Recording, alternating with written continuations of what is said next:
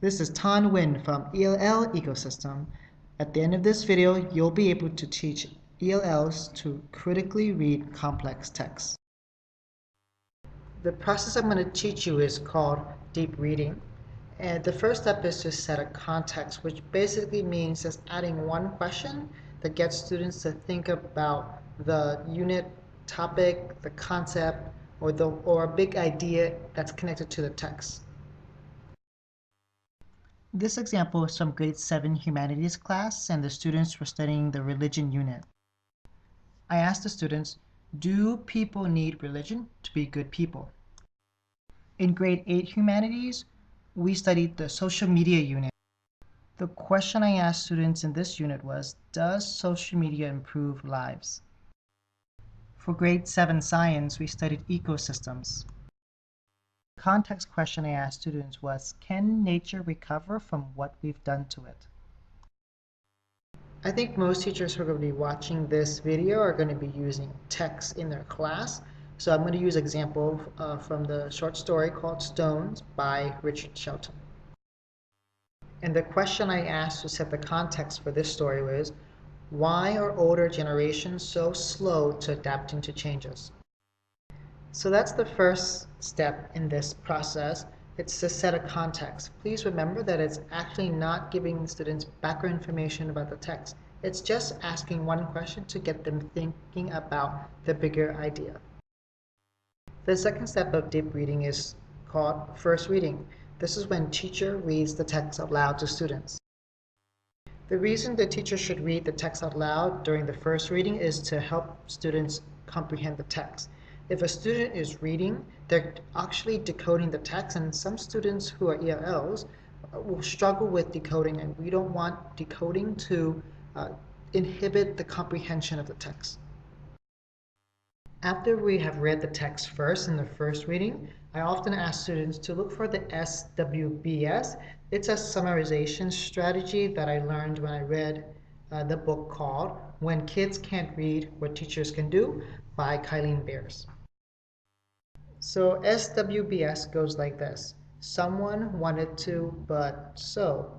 It's basically asking for the characters, rising action, conflict, and resolution, or the plot of the story. The SWBS for Stones is, the younger Stones wanted to explore, but the older Stones disapproved, so the younger Stones went regardless.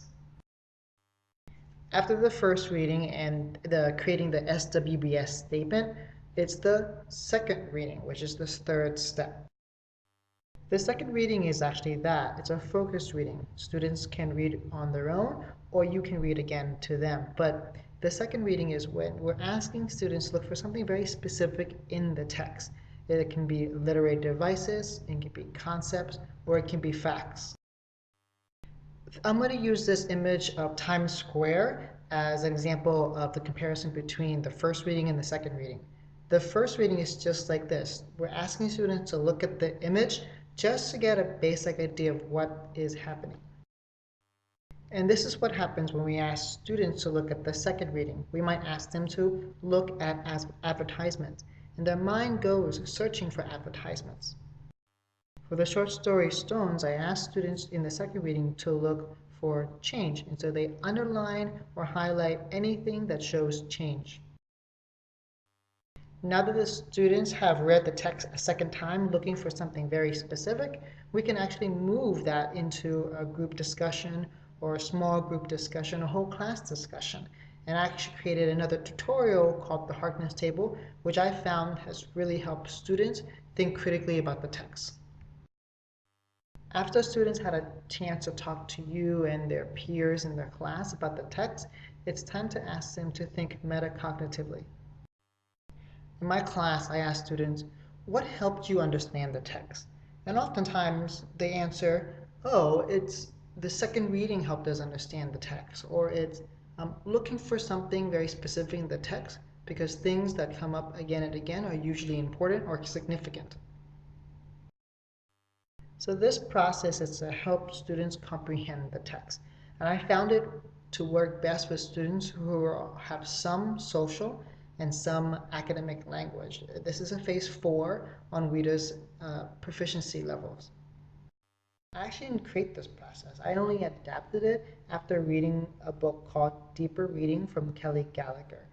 He is a prolific English teacher and has a blog and has written many books on adolescent literacy that has really helped me in my teaching career. And during this process of helping students develop their literary skills, I started to realize that language learning is just like an ecosystem because it's the interactions between the different things in the environment that help students develop their social and academic language. And it's actually the structures and the resources or the things that create this rich language learning environment. These are the 8 parts of my language learning ecosystem. There are 3 that I bolded, which really connect to the deeper reading process. However, the one that I think that is the core of this process is actually meaningful interactions, because students had to meaningfully interact by looking at SWBS, and during their second reading, they had to really find different things. And this multiple interaction and this very systematic interaction really helps their comprehension of the text. I see this video channel as a community resource center. You can be part of the community by suggesting improvements that I can make to this video, telling me how helpful the tutorial was, and also writing about other resources that you'd like me to find out and I can put on the channel for subscribers. I hope you found this tutorial helpful. Please consider joining my newsletter if you're interested to get information about rubrics, vocab units, webinar invitations, differentiated assessments, Common Core and IB-based lesson and unit plans, and ELL-friendly materials for science and history classes.